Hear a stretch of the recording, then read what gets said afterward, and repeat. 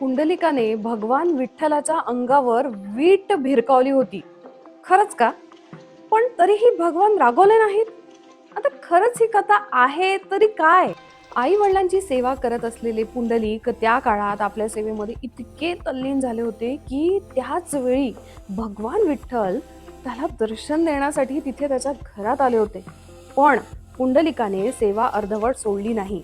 लोकपरंपरेत किंवा वारकरी परंपरेत सांगितल्या जाणाऱ्या या कथेनुसार त्याने भगवानांना थोडा वेळ थांबण्याची विनंती केली. कारण तो आई वडिलांच्या सेवेत मग्न होता. त्यांच्या उभे राहण्यासाठी एक वीट त्यांनी पुढे सरकवली.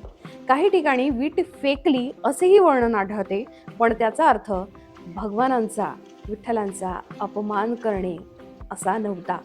भगवान त्या विटेवर उभे राहिलेत आणि हात कटेवर ठेवून आणि भक्ताची सेवा पूर्ण होण्याची वाट पाहू लागले. आता यातून एक मोठा संदेश आपल्याला मिळतो की खरी भक्ती म्हणजे केवळ नुसती देवाची पूजा करणे नाही, तर आई वडिलांची मनापासून सेवा ही देखील ईश्वर भक्तीच आहे.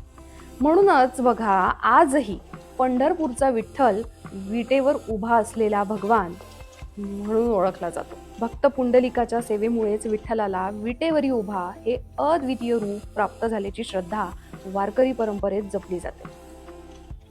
तुम्हाला ही कथा माहीत आहे का? आणि तुम्हाला कुठली अजून वेगळी कथा माहीत असेल तर मला कमेंटमध्ये नक्की सांगा.